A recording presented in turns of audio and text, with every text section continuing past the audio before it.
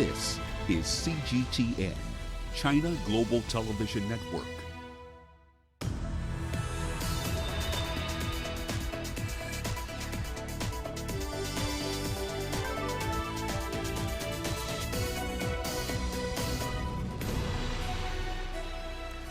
Hello there and welcome to Global Business Africa. We'll be giving you insight into Africa's business and financial markets. I'm Uche Okoronkwo, coming to you from Kenya's capital, Nairobi. Let's start with a look at the markets. Now, emerging market stocks were flat today, with Chinese stocks gaining, of course, on hopes of a trade deal. Now, investors have been pretty unsettled about the outcome of a crucial round of negotiations that, of course, are just starting. In South Africa, we saw hopes that the US and China would be closing in on a partial deal, boosting the JSE today. Market heavyweight Naspers led the gains. Now, also coming up on the show, Egypt's parliament wades into the Nile Dam project dispute with Ethiopia. Former executives of Ghana's Capital Bank are arraigned in court for stealing and money laundering. And trade talks between China and the US kick off in Washington.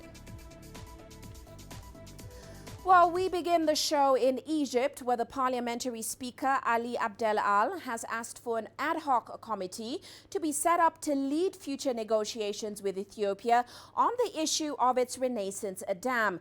Now, the committee will be headed by Deputy Speaker Soliman Awaden, and it will be entrusted with studying the government's positions and statements on the Grand Ethiopian Renaissance Dam. The team will then review measures necessary to protect Egypt's rights in the Nile waters. The Speaker's decision comes after Egypt's Prime Minister Mustafa Madbouli called for international mediation over those negotiations on the GERD project. Now, protracted talks between Egypt, Sudan and Ethiopia have reportedly reached a stalemate. Well, let's get the latest on the back and forth currently going on between Egypt and Ethiopia. We're joined now by Girum Chala in Addis Ababa. Girum, great to have you on the show. Now, Ethiopia has, of course, dismissed Cairo's assessment of the latest talks, which, of course, is that Ethiopia is rejecting all its proposals. So, Ethiopia continues to say that progress was made in those talks. Give us a sense of where that progress was made and, of course, what are the pending issues for them? Good evening, Uche, from the Ethiopian capital of Addis Ababa. So as you've said, this Grand Ethiopian Renaissance Dam issue has been there on the tables of the three countries, Egypt, Sudan and Ethiopia. And the controversy has been in different sides based on the level of construction of this mega dam, which is being built on the Nile in the western part of Ethiopia. Now, Ethiopia believes, first of all, that this dam has no aim of harming any country, including Sudan and Egypt. Second, the current situation of how to fill the dam, because remember, the dam is now about 65% complete, and it's in 2020 the pre-production will be beginning. 2022 the full production will start, and by then 6,000 megawatts of electric power will be generated not only for Ethiopia but for the region itself. That's the plan. So the gains so far that were made depend on the size of the project. At the beginning, it was Ethiopia should not build this dam on the Nile because it's going to affect Egypt's share of the water. And then in the middle, it was about the environmental effects and how things should be handled from the Ethiopian side, how safe it is to even put that kind of dam on the Nile itself. And now that the dam is more than 50% complete, that is close to 65%, as I was saying earlier. It's about how to fill the dam. Ethiopia believes, look, this is technical. We have to solve it through our technical team that has been formed between the three countries. Egypt believes that this should be solved through a political means, perhaps by involving another party, the United States, perhaps to mediate the three parties. Ethiopia and Sudan maintain it can be solved through discussions that they have already started. So the gains made so far depend on the level of the dam's construction. At least by now, there's no issue of, oh, you shouldn't build the dam, or there's no issue of the dam is not safety. It is about now because those issues have been solved. It's about now how to fill the dam, and the hope is that it will be solved through roundtable discussion. Well, Egypt, Giram, is actually calling for international mediation, as you mentioned. They're calling on the U.S. to possibly intervene in what they're saying is a deadlock in talks. Now, Ethiopia, as you mentioned, said that this was made without the consent of both their delegation and Sudan. So is there any chance, is there any little chance that Ethiopia and Sudan will agree to participate in possible international mediation? Uche, to answer your question, someone needs to understand what the subject matter at hand is. This is what also Ethiopia's position is, and also that of Sudan. At the moment, the discussion is about how to manage the dam, how to fill it, for example. How many years should it take? It should consider the riparian countries, by the way, also Sudan and other countries, and all the way to Egypt. Ethiopia believes that we have to sit down and discuss the technicalities of filling this dam. If we say, okay, we're going to fill the dam because the dam's reservoir is about 75 billion cubic meters of water, and there is going to be a huge man-made lake that is going to be formed. And from the outside, as experts were telling me earlier, it might look like that it is going to really affect perhaps the share of water that Egypt gets, and then it might be scared, the country might be scared because of some irregularities in climate situations. It could also be affected because Ethiopia is accumulating so much water here. The Ethiopian side says, we also need this water for our own products, including fisheries, apart from electric power generation. So we can discuss.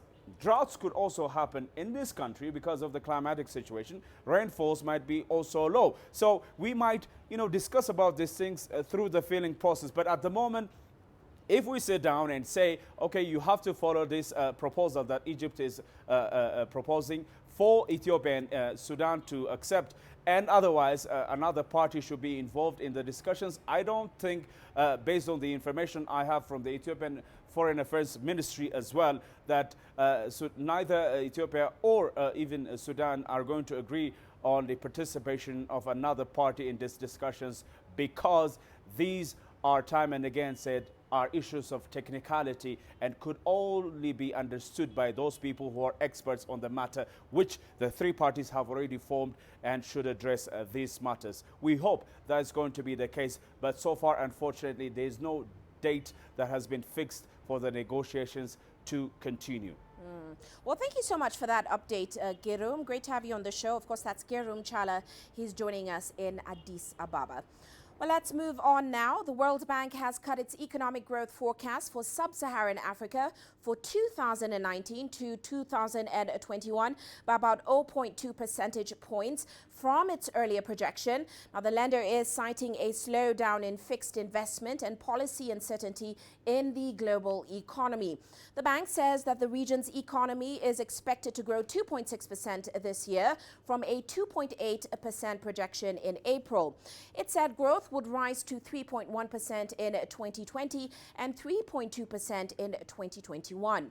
Now, China and the United States, the world's leading economies, are engaged in a long-running trade dispute. Representatives from the two countries are meeting this week in Washington, and the World Bank says that those tensions, plus softening global growth and falling commodity prices, are weighing on economic activity across the region. And adding to South Africa now, the country's business confidence improved in September. Figures from the South African Chamber of Commerce and Industry showed a strong bounce back in sentiment. The Business Confidence Index came in at 92.4 points in September from 89.1 in August, which of course was the lowest level the index has reached in 20 years. Here's CGTN's Sumitra Naidu with the details. Business confidence recovered in September. It came as a welcome surprise after a dismal showing in August. The month-on-month recovery of 3.3 index points is similar to the figure seen in January 2018 after Cyril Ramaphosa was elected ANC president. Although it's small, it's only about critical indices, gives us some idea of a more positive business climate. But it creates an opportunity actually where you can build on. And I think the medium-term budget that's coming up, that will be presented by the Minister of Finance, will be a critical element of where we're going, and to convince private sector, foreign investors, which is also very important in terms of the South African economy. 7 of the sub-indices improved on the back of a firmer exchange rate, higher export volumes and an increase in new vehicle sales. Then, of course, the JSE also had some more positive movements, but we're still not at a place where we would like to be. We saw core inflation, which is the underlying level of inflation in the economy, picked up a bit. The bounce back is positive news, but the index is still 0.9 points lower than it was last year at this time. Big businesses are still feeling very nervous about the political landscape and the future of this economy.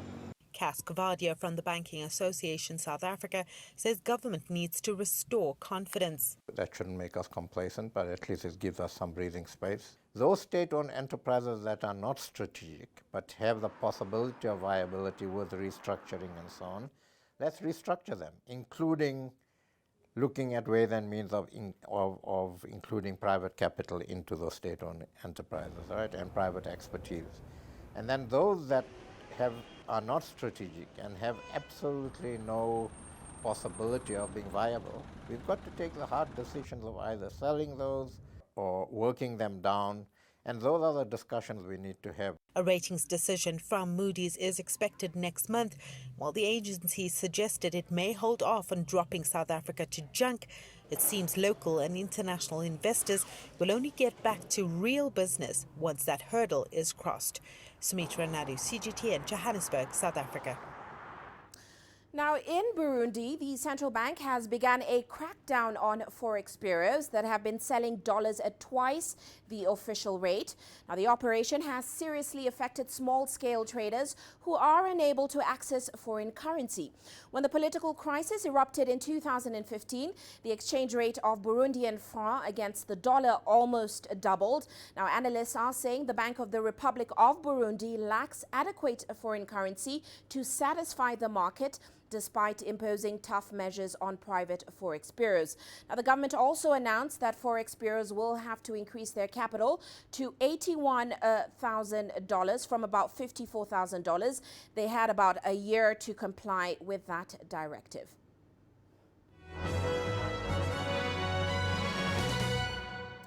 Well, let's now take a look at our corporate headlines today. South Africa's mining sector suffered a surprise 3.2% contraction in August, suggesting that the economy struggled to gain momentum in the third quarter of 2019. Now, platinum group metals led the decline, falling about 12.5% year-on-year and contributing 3 percentage points to the headline figure. Diamond production fell 29.8%, adding 1.4 percentage points to the decline. Manganese production jumped about 34.3% year-on-year, offsetting the fall by 1.8 percentage points. And Kenyan restaurant chain Java House is set to open about 14 more express branches by June 2020. The group will be targeting institutions such as hospitals and colleges as it shifts to kiosk formats that are less capital intensive. The firm, which currently has almost 70 outlets in the country, is targeting to hit about 100 branches by the end of 2020. And Samsung Display, a display panel making unit of Samsung Electronics, plans to invest about $11 billion in next generation display panel projects by 2025. Now, under the deal, Samsung will invest $8.4 billion in revamping its existing LCD production line and about $1.6 billion in research and development for the next generation display panels by 2025. Meanwhile, Apple has removed a Hong Kong map application used by pro-democracy protesters, saying it has endangered police. Now, Apple's withdrawal of the application from its App Store follows an accusation that the app obviously helps rioters.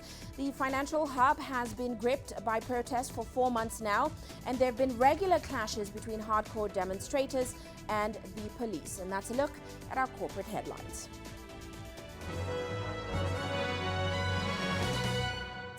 Well, let's head into a quick break now. Still to come on the show.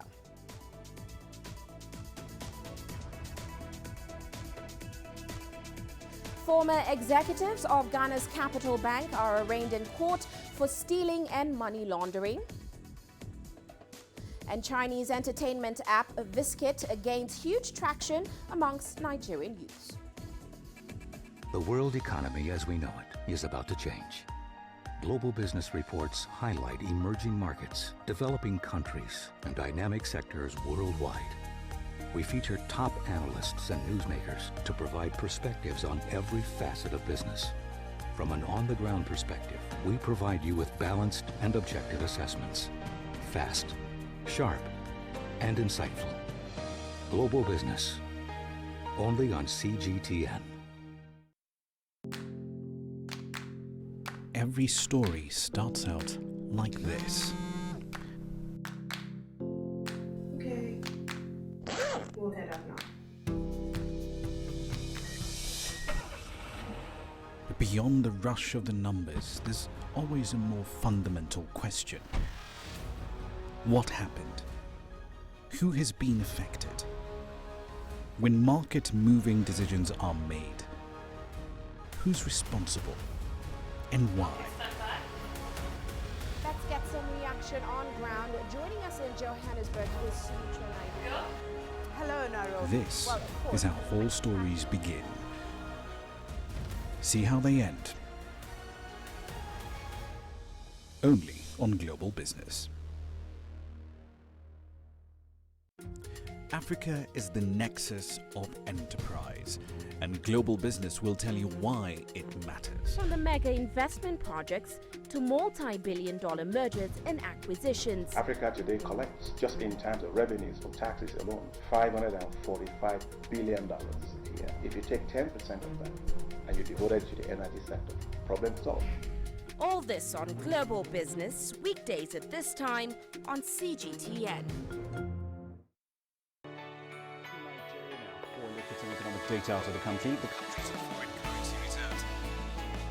With a dedicated and diverse team of anchors, CGTN now brings Africa to the palm of your hand. I'm Penina Karibe in the heart of Nairobi, which is bustling. From everyday heroes to the continent's most powerful figures, we bring their voices to you. We haven't changed. And this is something most of us are very excited about. We bring you news that's changing perspectives. I'm Uche Okoronkwo reporting from Nairobi City Center. News that brings Africa to the world.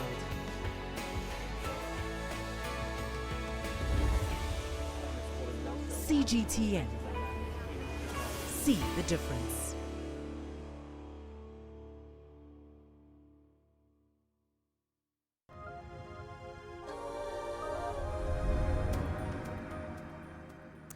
Welcome back. Well, let's go back to one of our top stories of the day. Of course, Egypt is calling for international mediation in those talks on the Grand Ethiopian Renaissance Dam. Well, let's get the latest on that back and forth currently going on between Egypt and Ethiopia. We're joined now by Yasser Hakim in Cairo for the Egyptian perspective. Great perspective. Great to have you on the show, Yasser. Now, Egypt basically started this dispute that's going on right now when it said that talks had reached a deadlock due to, of course, Ethiopia rejecting all its proposals. So give us a sense of what are the key sticking points for Egypt's government.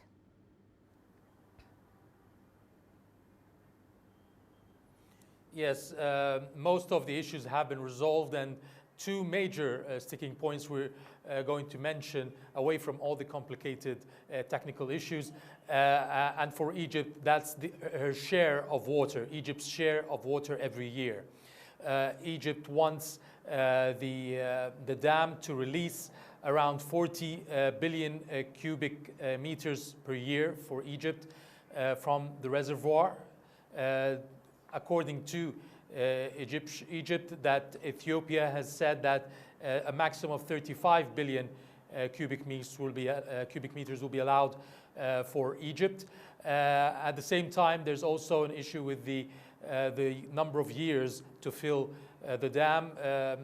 Ethiopia obviously wants to fill it in 3 years. Egypt wants more number of years in order to release less, to stop a less amount of money every year. When you fill it in a short period, obviously it means you have to stop the water from going to Egypt in order to fill it quickly.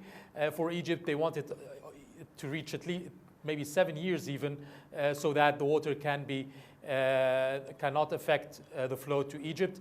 And it's worth noting that the official response throughout the 4 years, since 2014, throughout the 5 years, since Egyptian President Abdel Fattah al-Sisi took over the talks, is that one of supporting Ethiopia, one of working on together on cooperation with Ethiopia, trust that Ethiopia will not harm Egypt's water share.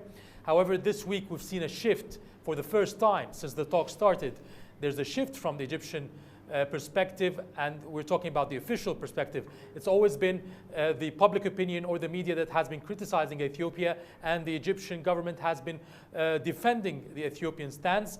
But this time, the statement that came yesterday from the Egyptian Prime Minister and the Minister of Foreign Affairs were extremely strong against what we have always seen from the Egyptian government. Things like Ethiopian radical positions represent a violation of declarations of principles reached by the presidents of Egypt, Sudan, and the Prime Minister of Ethiopia, and that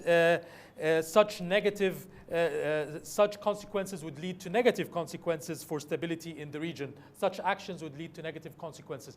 So for the first time, we've seen signs of desperation from the Egyptians, or at least they feel they are not. There's no patience like before from the Egyptian government, and that's why this week we can see a turning point by the Egyptian government concerning the talks with the Ethiopians. Well, looking at the situation now, Yasser, Egypt is also calling for international mediation. Ethiopia has indicated that both its delegation and Sudan will not consent to this. Now, given the fact that Egypt does depend on the Nile for about 90% of its needs, what happens if this dam project begins operation before these disputes on the table now are not resolved?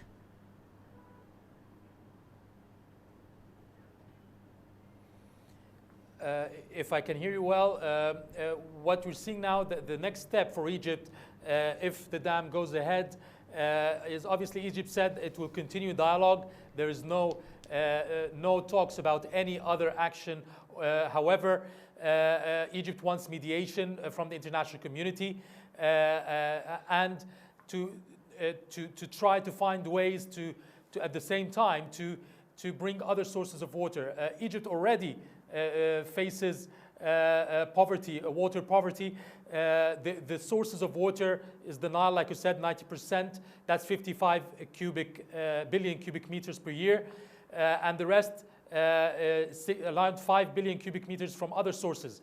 What Egypt is working now is on trying to increase the other sources. We're talking about desalination projects. We're talking about underground water.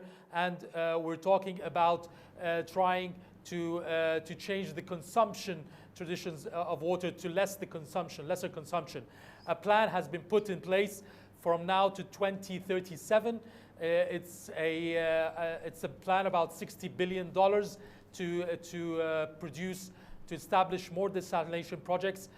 Egypt is obviously also importing a lot of food products that it cannot grow in Egypt because of its high water consumption, like rice, and therefore it has changing its own way of importing and agricultural water consumption to help ease the water poverty issues if the dam continues to be built with the same characteristics and the same structure, which will obviously, according to the Egyptian experts, will reduce Egypt's water share from the Nile.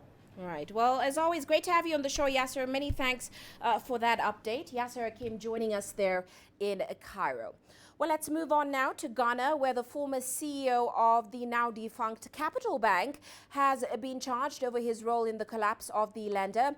William Atto Essien, alongside 3 former executives of the collapsed bank, are currently facing about 26 charges. Now, the 4 are accused of conspiring to steal or launder more than $40 million, which belonged to the bank. In August 2017, the Central Bank of Ghana revoked Capital Bank's license. This led to the seamless takeover of the lender by Ghana Commercial Bank. Since then, about 5 other Ghanaian banks have also been taken over by the state. Well, let's get the latest on this. Now we're joined by Nabil Ahmed Rufai. He's in Accra. Nabil, great to have you on the show. Now, as we mentioned, the bank owes about $9 million due to, of course, negligence, which led to its collapse. So give us a sense or more insight, Nabil, into these charges against these top executives. Oh, looks like we've lost Nabil there. We'll try getting later. Well, let's move on now. In recent years, Chinese applications such as TikTok have been gaining massive traction across the African continent. Now joining the league is VSkit. It's an app used for the creation and sharing of short, interesting, funny videos. Here's CGTN's Kelechi Emekalam exploring how the entertainment platform is slowly becoming a fun favorite amongst Nigerian youths. You can put your hands upon me right now and give me the blessing of madness. I don't give madness. He's known as the man of many colors. Originally a graduate of accounting, Innocent Mobo veered into the entertainment industry some 3 years back, and he's already making waves, producing and directing about 7 movies in all. Action! Ready, sir. Action! The actor and comedian leverages on technology in his work, and he's been an avid user of VSkit, the entertainment app which helps young and aspiring entertainers share their talents. With the app, short and interesting videos can be created and shared, and Innocent is one of those fascinated by some of the features which the app provides. It's cool, it's nice, it gives you so much opportunities, like so much ability to do plenty things that other apps will actually not do, like you being able to play music as your background song to whatever you're doing. For other apps, you have to find it, you have to edit it, but this will help you do them together immediately without stuff. Then you get to do crazy stuff, skits, you get to do duets too with other people for maybe a trending skate that is online, and I think it's a very interesting app. The VSkit app is beginning to gain traction here, with 10 million users from across Africa alone. But users like Innocent want to see improvements in some of the features. VSkit can try to apportion more time, because I tried to do 1 or 2 app and I found out that, 1 or 2 skit and stuff, and I found out that it's 15 seconds. So they should apportion more time, maybe 30 seconds, maybe 1 minute, maybe 1 minute, 30 seconds, according to what they feel, so that it gives us enough opportunity to really want to explore and do more creative stuff. So I think basically, apart from the time, they are really good. Social media users continue to increase progressively. The total number of social media users worldwide hit 3.484 billion, up by 9% this year alone, an indication that apps like VSkit would continually be relevant as long as creative features and contents are improved upon to meet with the needs and desires of users. Kelechi Emekalam, CGTN, Abuja, Nigeria. Well, let's go back to Ghana now, where top executives at Ghana's Capital Bank have been charged for their role in the collapse of the bank. It seems like we've got Nabil back again. He joins us now in Accra. Nabil, great to have you back with us. Now, as we mentioned, Capital Bank was actually one of the many banks whose licenses were revoked back in 2017 by the Bank of Ghana. Now, the bank is said to owe almost $9 million due to negligence, which of course led to its collapse. Give us some more insight into these allegations against these top executives.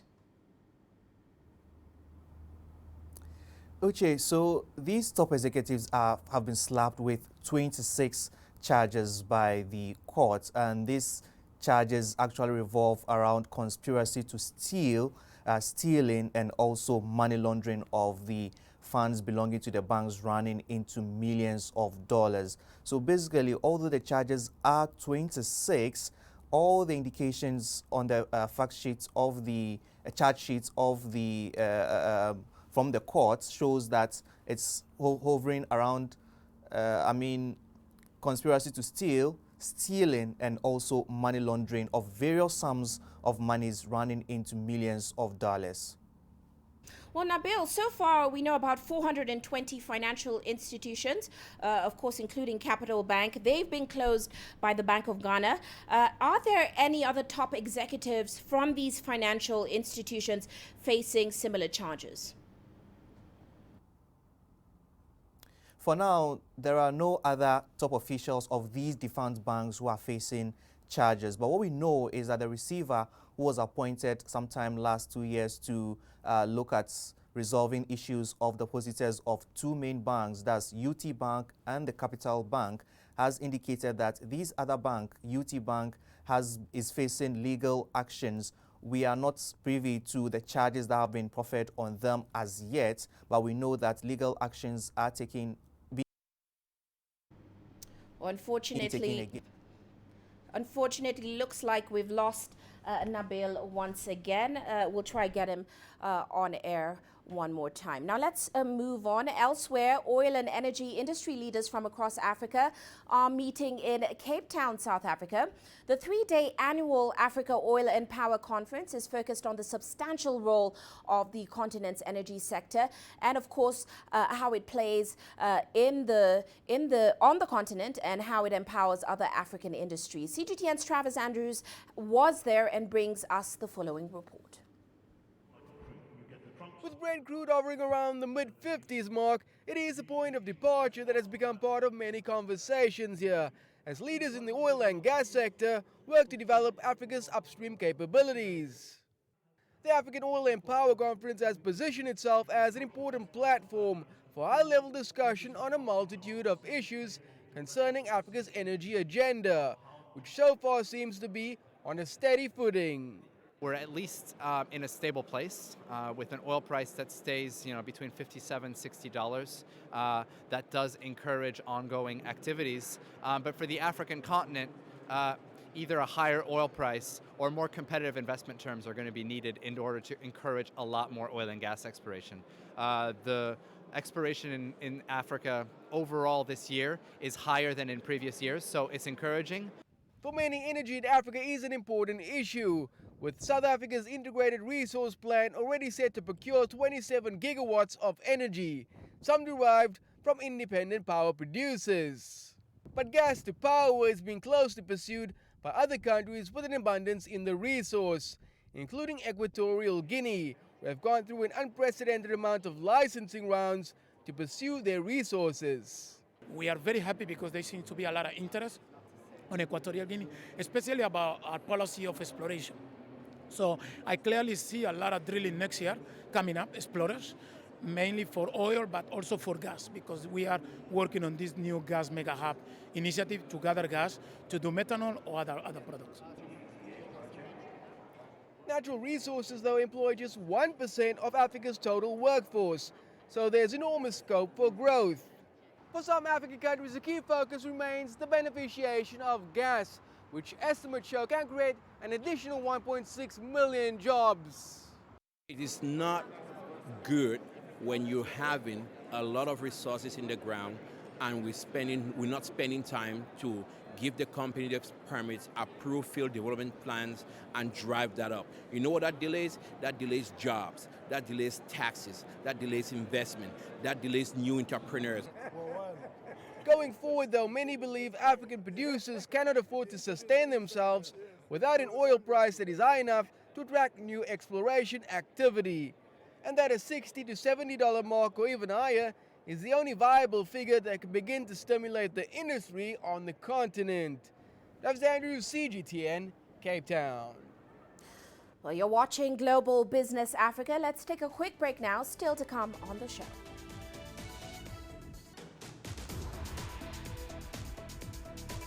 Trade talks between China and the U.S. kick off in Washington.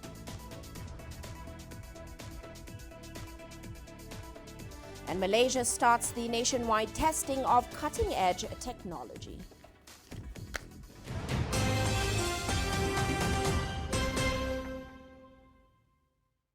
Business in Africa is at a crossroads. We celebrate those who are adopting and thriving despite the challenges, from grassroots to big businesses. Global Business takes you along for the ride as we track the making of a giant. Only on CGTN.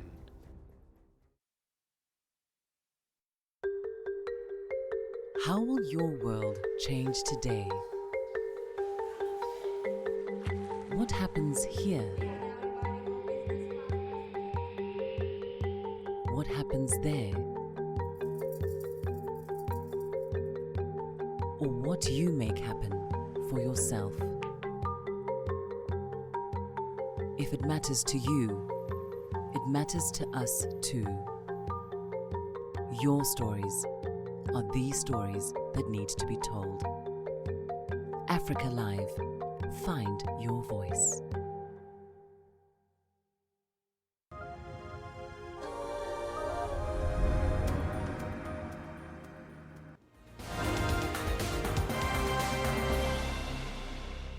And now a quick recap of today's top headlines.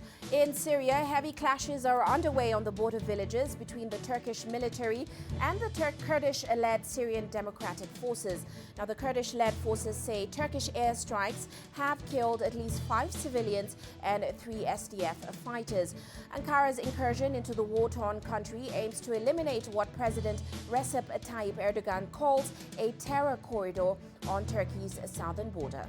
And Egypt's parliamentary speaker, Ali Abdel Al, has asked for an ad hoc committee to be set up to lead future negotiations with Ethiopia on the issue of its Renaissance Dam.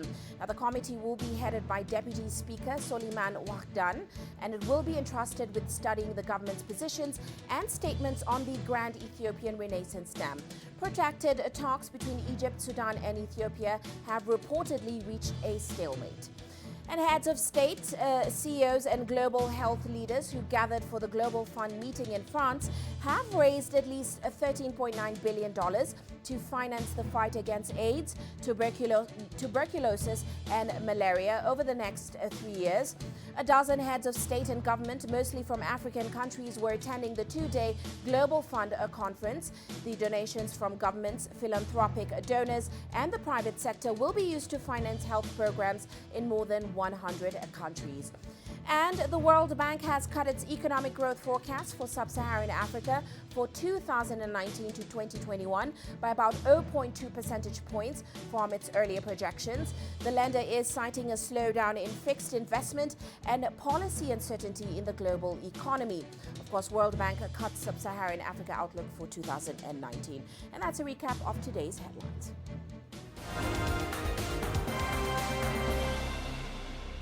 Well, on the international front, top Chinese and American negotiators have launched a new round of high-stakes trade talks in Washington. Now, despite the strains, the world's top 2 economies are currently looking for ways to end their spat, which of course has been rattling the market. Here's CGTN's Jim Spellman with bringing us up to speed, rather.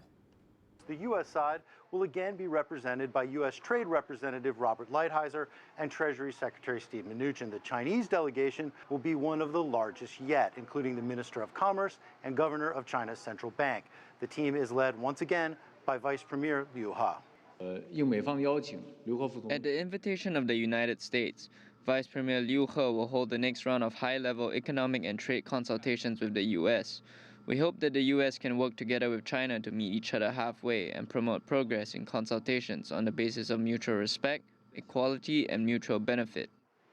President Donald Trump has said he wants a comprehensive deal that would deal with everything from the U.S. trade deficit with China to Beijing's industrial policy. But the White House is leaving the door open to a limited agreement that may include China buying more U.S. agricultural products and the U.S. agreeing to some form of tariff relief. Even a limited trade agreement could provide an economic boost for both countries. A smaller deal would leave thornier issues on a separate track, but might help create a more positive mood going forward. We are open to a number of ideas. Some may be short-term, some may be long-term. It's essential that the structural issues we've talked about, for 2 years since I've been around, the IP theft, the forced transfers of technology, the cyberspace hacking, the espionage, the trade tariffs, the non-tariff barriers, that stuff's got to get solved. China has made significant agriculture purchases in recent weeks, and the White House views that as a good sign. Without some form of intervention from President Trump, U.S. tariffs on $250 billion worth of Chinese goods will go up from 25% to 30% on October 15th, less than a week from now. Jim Spellman, CGTN, Washington. Now, we've all been watching the series of ups and downs in trade negotiations between the two countries. Here's a recap of the most recent developments in the lead-up to these round of talks. The China-U.S. trade war started last year and saw another round of escalation before this week's talks. In early August, in response to the U.S. decision to add 10% tariffs on another $300 billion worth of Chinese imports, certain Chinese companies suspended purchasing U.S. agricultural products. In mid-August, China announced tariffs on $75 billion worth of U.S. goods. The tariffs on some of the goods on both sides came into force as scheduled in September. In mid-September, there were signs that tensions were easing. On September 11th, President Trump tweeted that the U.S. agreed to delay tariffs hikes on $250 billion worth of Chinese imports from October 1st to October 15th out of respect for the 70th anniversary of the People's Republic of China. In response, China said it would exclude imports of U.S. soybeans, pork, and other farm goods from additional tariffs. Since the trade war started a year ago, the U.S. has slapped tariffs on a total of $550 billion worth of Chinese imports. China, in turn, has retaliated with tariffs on $185 billion worth of U.S. goods. Lu Sirui, CGTN. Now, a company called WeWork was supposed to be one of this year's biggest IPOs after helping to revolutionize the concept of the office.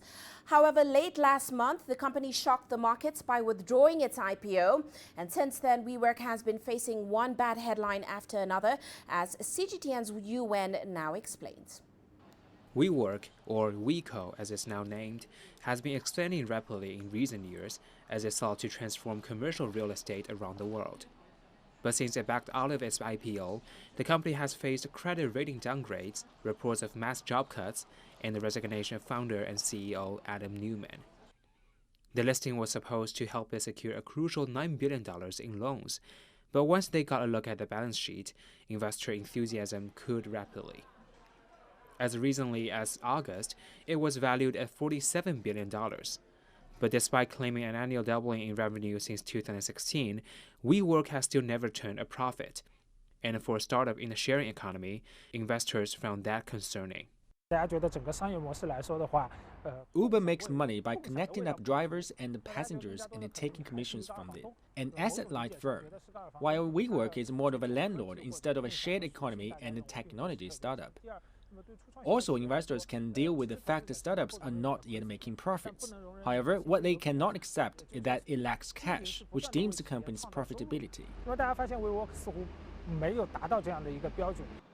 There's some growing discontent on the ground too. Here in Shanghai, WeWork has 50 offices, making up almost half of its China presence. One of the Shanghai tenants told us, however, that the dense layout of a WeWork office doesn't always meet the needs of a growing business. They have just one platform with an app. You book your conference rooms, you book your different rooms that you want to use through the app. But when it comes to social networking for companies to companies, there's no big differentiation. The community concept, it's a little bit not as effective for me. Yeah, I think it's more effective if you're like 1 or 2 people office, because then it's very small to very small. But we've been in business for over 18 years, and we have a bigger crew, staff. Many of the competitors that WeWork sought to crush on its way to the top have once again started to make a grab for market share. IWG is one of the few co-working companies which is turning a profit, and is now using that to market itself as a more stable alternative. You identify the different needs of the customer from different segments. Now, some customers, they may need very economical working space, but some customers, they need more prestigious building to work in. And some other customers, they are more startup companies, entrepreneur, or young workers. So they need a community, they need larger common spaces. Expansion is very important to set up your network, but at the same time, you need to execute very well to offer better quality service to your clients and understand the customer needs so you can generate more revenue. But with two new co-CEOs, WeWork is trying to regain some investor confidence. It's negotiating billion-dollar cash injections with investment banks, including JP Chase and Goldman Sachs. But Bloomberg analysts say this will only help stabilize the company if it continues to pull back its expansion. UNICS for CGTN, Shanghai. And shifting focus now, Malaysia is launching nationwide demonstrations and testing of 5G technology as it looks to be one of Asia's earliest adopters. Now, the country has welcomed the involvement of China's Huawei as well as other Asian and European companies. From Kuala Lumpur, here's CGTN's Rian Mailzer. Malaysia's Prime Minister Mahathir Mohamad gets a crash course in Huawei's 5G technology before overseeing the sealing of a deal between the country's leading Celco, Maxis and Huawei. The signal was clear. Malaysia is open to working with all technology providers as it seeks to adopt 5G as quickly as possible. Huawei will be supplying 4G LTE and 5G radio equipment and services. We will have access to insights, standards, products and solutions that will make 5G easier to deploy and operate. Huawei has been in Malaysia since 2001 and remain committed to support Malaysia's digital national agenda. The tie-up comes just as Malaysia is launching nationwide testing and demonstrations of 5G technology, allowing industry, SMEs and government agencies to explore the possibilities of 5G and test new apps and services.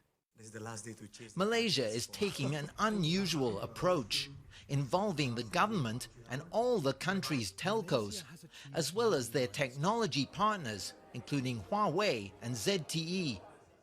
We need to make sure that we collaborate, we share as much as possible, we don't duplicate. Yeah? So a lot of this, during this early stage, a lot of things that we can learn, especially with the technology partners. How do we share the network?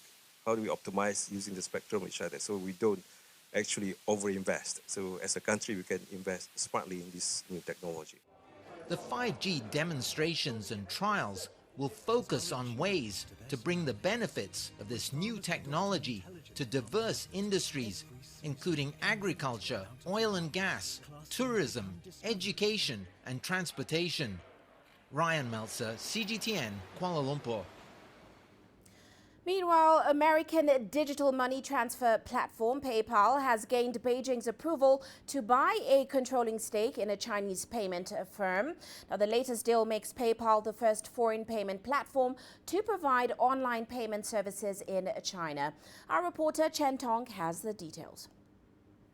PayPal has purchased a 70% stake in GoPay information technology. GoPay isn't well known in China, but the company has licenses for mobile, online and cross-border yuan payment services. PayPal said the transaction is expected to close in the fourth quarter of 2019 and did not disclose further details of the acquisition. But China's payment market is already saturated. My habits are not easily changed, but if UnionPay and other banking apps have promotions, I will use them. Otherwise, I would just use WeChat Pay.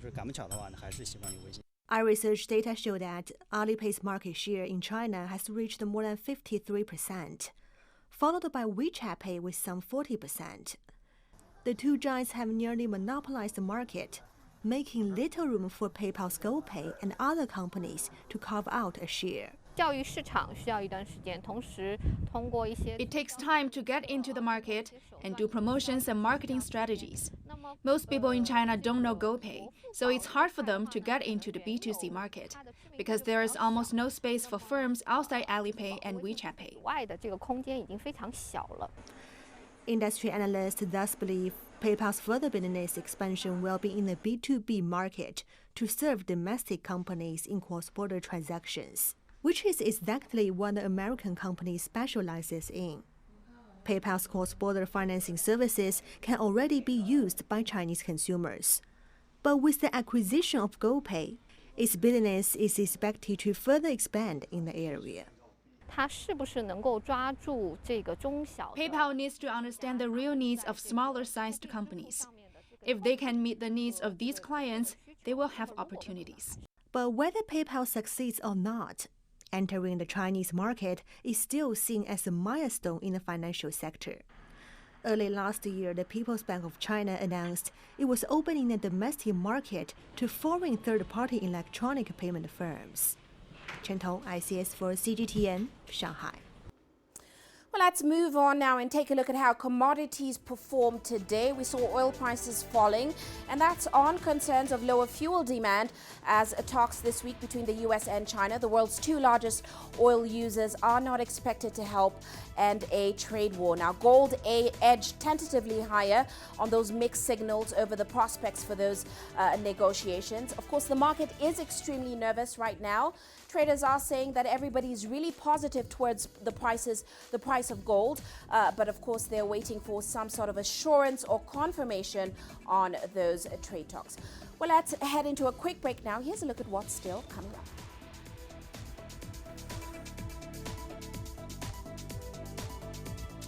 We introduce you to an Egyptian recycling startup turning agricultural waste into fertilizers.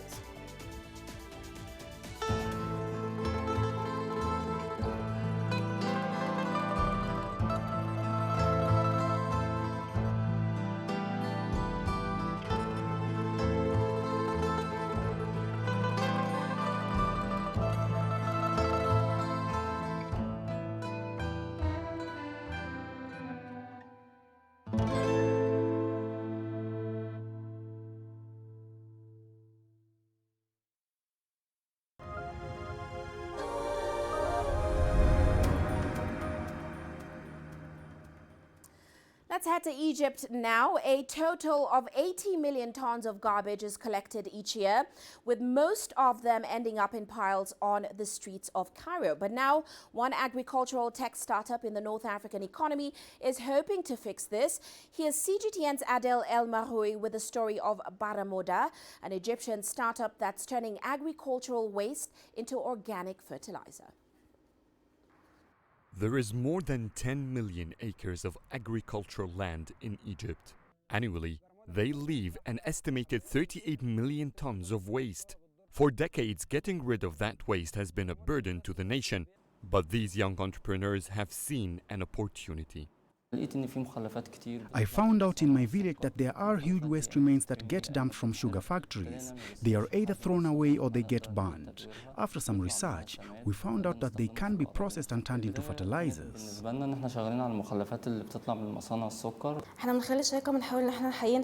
We are trying to solve problems facing Egypt and the world. In 30 years, we're going to be 9 billion people and we need to feed them. So we must increase the area of cultivated land as well as its productivity. Our product basically revives the nutrients in the soil and decreases the water needed for cultivation by 30%. In their hometown Qina, they began manually to manufacture their organic compost. At first, they started knocking on doors, going from one small farm to the other, desperate to make their first deal.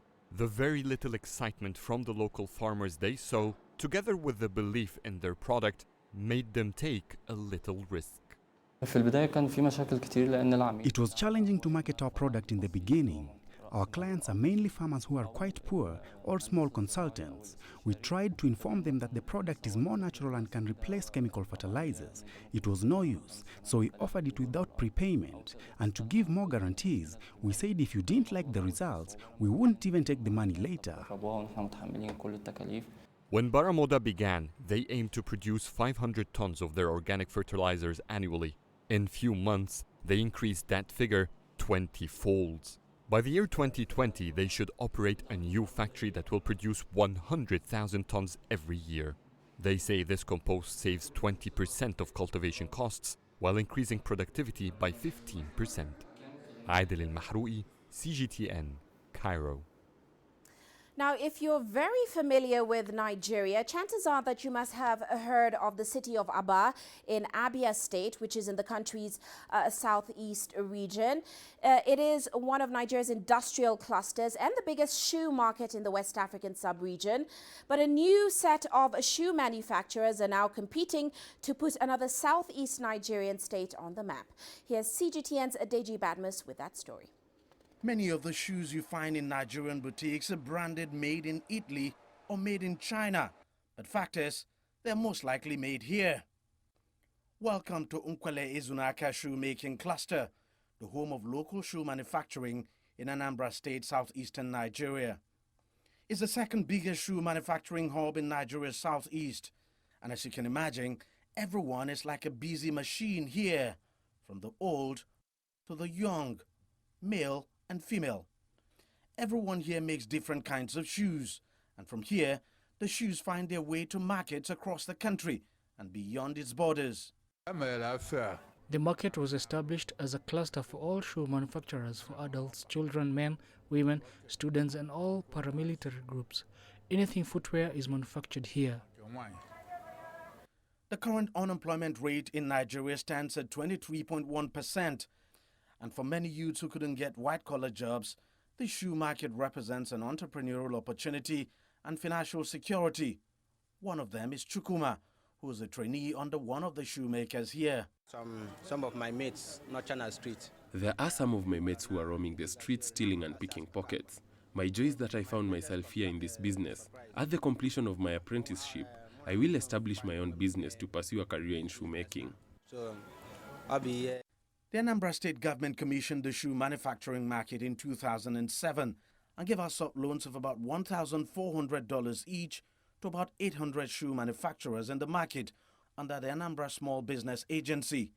Ever since, the market has become a major manufacturing center with thousands of shoes produced here daily. Machines are needed in what we do. Because we do not have machines, we construct all that we produce here manually. We've appealed to government for assistance in mechanizing our production activities here. Mechanization has helped our colleagues in Aba by making their jobs easier and better. The general preference for foreign products among Nigerians is mainly the reason why some of their shoes here are branded as foreign. It's something the Nigerian government is working hard to change with its Made in Nigeria campaign. But the shoemakers here say they can compete with foreign brands if they had more government support and access to machines. There's a promise by government that machines would be supplied for our operations. If this can be achieved, our finishing would be improved upon. There is a great difference between a manually produced product and the one that is mechanically produced. But machines are not the only challenge confronting the shoemakers. They say the lack of electricity affects their cost of production, making their shoes more expensive and harder for them to compete with cheaper imported brands. They want the government to fully support small and medium enterprises so that they in turn could create jobs and help the economy to grow. Deji Badmos, CGTN, Nkwele Ezunaka, Anambra State, Nigeria. Well, before we go, a quick look at currencies today. Reports suggesting that the US and China are close to an agreement on issues of currency valuation did help to boost emerging market currencies today, including, of course, the South African rand. But of course, looking at the rand, the local focus still remains on mining and manufacturing data for August, which of course was coming out today. Meanwhile, Kenya's shilling remaining strong against the dollar, and that's due to inflows from offshore investors buying government debt and a tightening liquidity in the local money markets. Well, that's it for this edition of Global Business Africa. Remember, you can send your feedback to the contacts on your screen. You can also follow us on our various digital media platforms. From me, Uche Okoronkwo, and the rest of the team, thanks for watching.